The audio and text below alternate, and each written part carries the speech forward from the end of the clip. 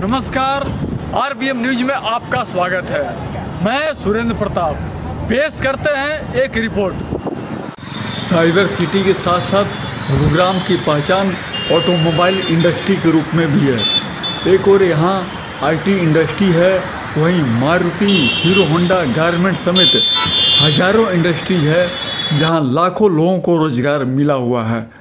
अब चूँकि रोजी रोटी गुरुग्राम से चलती है तो बाहर से आकर यहाँ काम कर रहे लोग बसना भी यहीं चाहते हैं। प्रॉपर्टी के मामले में गुरुग्राम मुंबई से भी महंगी जगह है, जहाँ 50 लाख से नीचे आपको कोई घर नहीं मिलेगा। ऐसे में जिनकी तनख्वाह कम है या आमदनी कम है, वे कहाँ मकान ले, यह बहुत बड़ा सवाल है। सरकार इन्हें सस्ते मकान बनाकर दे नहीं रही है। उधर जब ये अपनी बजट के अनुसार कच्ची कॉलोनियों में ज़मीन लेकर मकान बनाते हैं तो गुरुग्राम नगर निगम की ओर से उसे नियम कानून का हवाला देकर तोड़ दिया जाता है। गढ़ी हसरू, मारुति कुंज, भोरसी एवं सुल्तानपुर में बड़े पैमाने पर कच्ची कॉलोनियाँ काटी जा रही है, जहां 10 से 15 हज़ार स्क्वायर गज के हिसाब से ज़मीन उपलब्ध है। यदि मजदूर अपनी बजट के हिसाब से 50 गज 100 गज ज़मीन लेकर यह मकान बनाता है तो उसे तोड़ दिया जा रहा है। हाल के दिनों में यहाँ सैकड़ों मकान तोड़ दिए गए, जहाँ मजदूरों की गाढ़ी कमाई का लाखों रुपया लगा हुआ था। Town and country planning department के अनुसार गुरुग्राम में एक साल में करीब 500 एकड़ जमीन पर बन रही 100 कॉलोनियों को जमींदोज कर दिया गया और 500 निर्माणाधीन मकानों को तोड़ा गया। ऐसे में आरबीएम न्यूज का बड़ा सवाल कि क्या गुरुग्राम सिर्फ अमीरों के लिए है? गरीब मजदूरों के लिए सस्ता मकान और प्लॉट आखिर कब तक?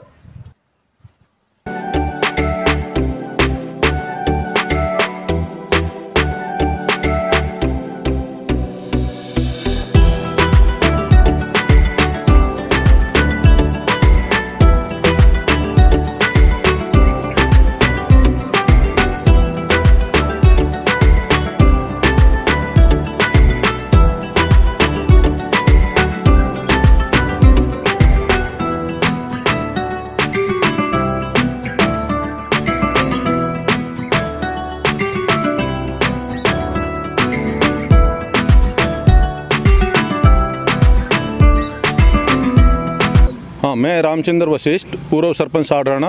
वो जो गरीब आदमी ने छोटे छोटे अपने आशियाने बनाए 50-60 गज में बनाए हुए हैं, सरकार की तरफ से उन पर हथौड़ा चलाया जा रहा है, पीला पंजा चलाया जा रहा है, जो कि बिल्कुल गलत है। ये जो भी कॉलोनियाँ या प्लॉट काटे गए हैं, ये कांग्रेस और बीजेपी की सरकार में ही ज़्यादातर कटे हैं और आज वही सरकार इनको जो है नुकसान पहुँचा रही है। इसमें बहुत से लोग ऐसे जो ज़मींदार लोग हैं, इन्होंने अपने ज़मीन में मकान बना लिया, दुकान बना लिया, कोई काम धंधा करने की सोच रहे हैं, उनको भी नहीं बख्श रही है सरकार। जबकि उन्होंने प्लाट नहीं बेचे, वो खुद उस पर मतलब दुकान या मकान बना के रहना चाहते हैं, सरकार उनके भी मकान तोड़े इस टाइम। तो सबसे बड़ी बात यह है कि सरकार इन गरीब लोगों को सस्ते फ्लैट या मकान उपलब्ध कराए ताकि ये लोग यहाँ पर आके ले ही ना। जिस रेट में इनको यहाँ पड़ जाता है उसी रेट में सरकार इनको दे, इनको छूट दे। एक तरफ तो सरकार कहती है कि हम गरीबों को बचाना चाहते हैं, एक तरफ सरकार गरीबों को फ़ायदा पहुँचाने की बात कर रही है, दूसरी तरफ गरीबों को उजाड़ रही है। सरकार इस बात पर पुनर्विचार करे, नहीं तो आने वाले चुनाव में ये लोग इस बात को याद रखेंगे और जो लोग आज इनको उजाड़ रहे हैं या इन पर पीला पंजा चला रहे हैं, किसी भी कीमत पर वो सरकार दोबारा सत्ता में नहीं आ सकती, जो कि आज इन गरीबों को आंख दिखा रहे हैं। पहले आखिर रजिस्ट्रियाँ कैसे हो गई? पहले रजिस्ट्रियाँ अधिकारी, कर्मचारी, सरकार सबके पास इसका जो है ना हिस्सा बढ़ता था। तहसीलदार रजिस्ट्री करता था, म्यूटेशन चढ़ती थी, और जो भी इनका जो पैसा था ना वो नीचे से लेकर ऊपर तक जाता था। तो खाने में सब लोग थे, तो सज़ा भी सबको मिलनी चाहिए। एक इनका मकान खाली क्यों गिराया जाता है? उन्हें अधिकारियों की गर्दन पकड़े सरकार, उसमें जो मंत्री थे उनको पकड़े सरकार, और उस टाइम जो चीफ मिनिस्टर था उनको पकड़े।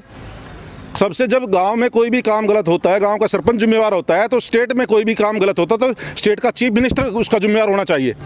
और जिस सीएम के या चीफ मिनिस्टर साहब के टाइम में ये जो कॉलोनियाँ कटी है बनी है, वो भी जवाबदेही होनी चाहिए उनकी भी, क्योंकि सत्ता होने के बाद फिर कैसे कॉलोनियाँ कट गई। एक तरफ अवैध कॉलोनियाँ कहते हैं, एक तरफ ये कारोबार बहुत लंबे लार्ज स्केल पर चला है। प्लॉट कटते रहे, बिकते रहे, म्यूटेशन चढ़ती रही। तहसीलदार यहाँ मोटा पैसा दे के आते हैं, और पैसा जब वो दे के आते हैं तो यहाँ मनमानी ढंग से कमाते हैं। तो गरीबों का जो खून पसीने की जो कमाई है, उन्होंने बड़ी अपनी मेहनत से ये 2-2 रुपये बचा के नारे कि मकान बनाया, आशियाना 50-60 गज की क्या प्रॉपर्टी है?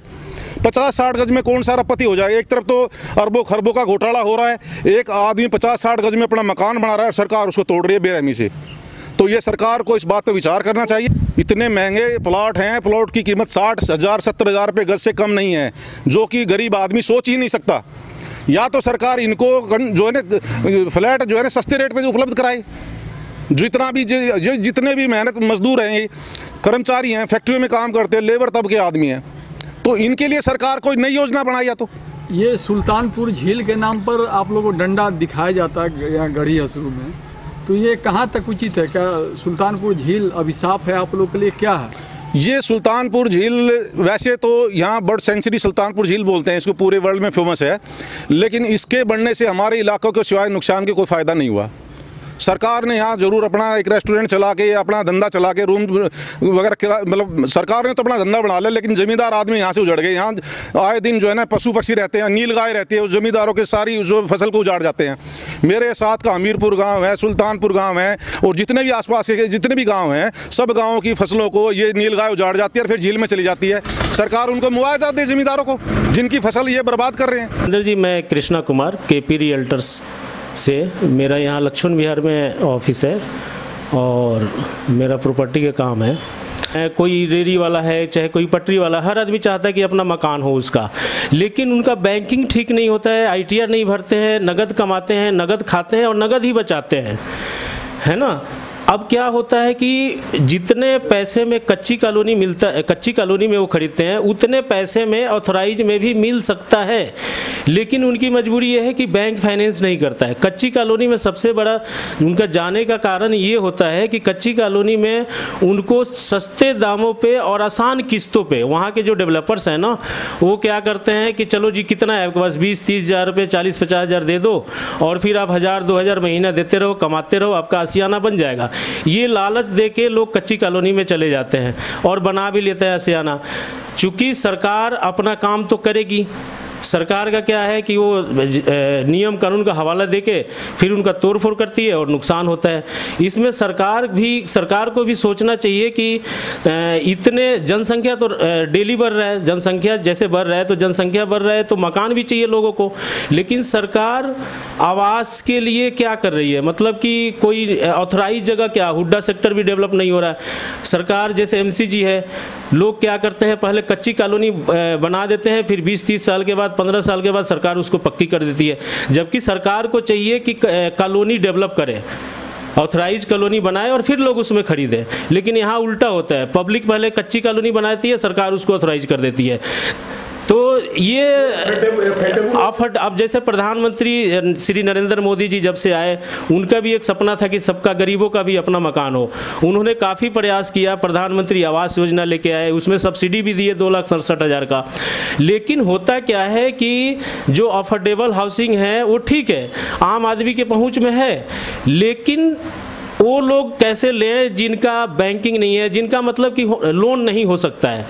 लोन होने के लिए आपकी बैंकिंग सही होना चाहिए, ITR होना चाहिए। बहुत से ऐसे लोग हैं जो छोटे छोटे व्यापार करके अपना परिवार पाल रहे हैं, उसमें से कुछ सेविंग भी कर रहे हैं, लेकिन वो बैंकिंग मेंटेन नहीं करते हैं, ITR नहीं भरते हैं, जिसकी वजह से उनका लोन नहीं हो पाता। और जो अफोर्डेबल हाउसिंग है प्रधानमंत्री आवास योजना के तहत, ये है 12-13 लाख से स्टार्ट होता है। तो 12-13 लाख रुपये एकदम से एक मतलब कि गरीब तबका को ये 12-13 लाख रुपए इकट्ठा नहीं हो पाता है, न लोन हो पाएगा। कच्ची कॉलोनी में उनको क्या होता है कि 20-30 हज़ार रुपये दे दो, बाकी किस्तों में देते रहो, उनका अपना मकान बन जाता है। गाँव में कहाँ कच्ची कॉलोनियाँ कट रही है? गुड़गांव में कच्ची कॉलोनी आप जैसे देखिए, आप इधर द्वारका एक्सप्रेस के उधर चले जाइए, गढ़ी हरसरू है, इधर मारुति कुंज है ना, तो यहाँ पे कर रहे हैं लोग। क्या रेट चल रहा है वहाँ पे? रेट तो देखिए मतलब कि डिपेंड करता है कि एरिया कैसा है। वहाँ 8,000-10,000 रुपये गज मिल जाता है लोगों को। मैं धर्मेंद्र कुमार 1565 मारुति कुंज गुड़गांव सोना रोड का निवासी हूँ। मैं नेटिव मेरा बिहार है, पटना के रहने वाला हूँ, लेकिन मैं 94 से गुड़गांव में सेटल्ड हूँ। वहाँ का लोकेलिटी बहुत ही बढ़िया है, लोकलों का सपोर्ट हम लोगों को आगे बढ़ने के लिए बहुत ही बढ़िया है।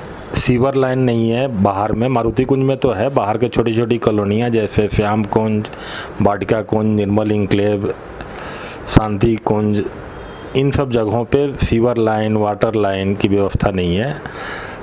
इस कारण वहाँ थोड़ा गंदगी का माहौल है। जो मारुति कुंज से सोना रोड को जोड़ने वाला जो लिंक रोड है उसकी चौड़ाई कम है, जिस कारण से वहाँ हमेशा जाम की स्थिति बनी रहती है। जब ये अपना ओवर ब्रिज सोना रोड का तैयार हो जाएगा साल 6 महीने में, उसके बाद गुड़गांव से मारुति कुंज की दूरी मुश्किल से 15 मिनट की रह जाएगी। 15 से 20 हज़ार रुपये पर स्क्वायर यार्ड वहाँ अभी जो मेरे नॉलेज में है प्रॉपर्टी का रेट होना चाहिए या है। नहीं, रजिस्ट्री अभी बंद है, पहले हुई थी रजिस्ट्री, मोटेशन दोनों हुआ था, अभी सरकार ने रोक लगा रखी है। हाँ, मध्यम वर्ग के लिए बहुत ही बढ़िया जगह है। वहाँ के लोकल बहुत ही सपोर्टिव माइंड के हैं, उनका भी रोज़गार जैसे दूध सप्लाई वाले या राशन वाले, उनका रोजगार है जो कि सपोर्ट करते हैं, किसी का पैर नहीं खींचते, आगे बढ़ने में उनका सपोर्ट रहता है। वहाँ लगभग 40 से 50% के बीच में बिहार यूपी के लोग हैं, पूर्विया लोग हैं। ऑल ओवर इंडिया के लोग बसे हैं, गढ़वाली भी हैं, राजस्थानी भी हैं, बंगाली भी हैं, उड़ीसा वाले भी हैं। क्या लंबे समय तक काम और थकान की वजह से गर्दन और कंधों में जकड़न है? क्या लंबे समय तक चलने से कमर में दर्द है? या फिर बढ़ती उम्र के कारण जकड़ी हुई पीठ और कमर की वजह से आपको पीठ और कमर का दर्द होता है? क्या मोबाइल के इस्तेमाल से गर्दन में जकड़न होती है और मांसपेशियों में दर्द होता है? मांसपेशियों के दर्द से आराम पाने के लिए न्यूगाबेस्ट N5 बेड पर थेरेपी ले। स्पाइन को केंद्र में रखकर मांसपेशियों के दर्द में आराम देने वाला मेडिकल डिवाइस बनाया गया है N5। जी हाँ, आपको हाथ और पैरों में भी थर्मल थेरेपी मिलती है।